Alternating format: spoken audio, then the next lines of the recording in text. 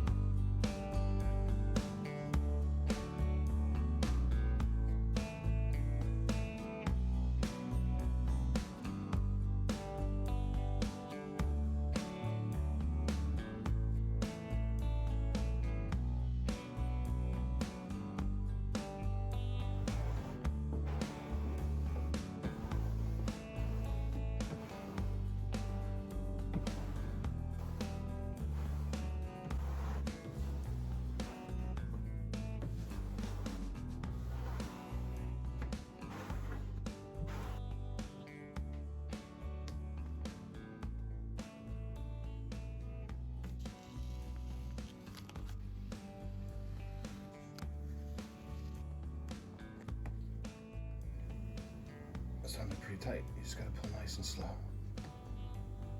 Oh, this is awesome. This is the Navigator one, directly from Ford. It's got like, right in the center, it's got the north, south, east, west symbol for a compass.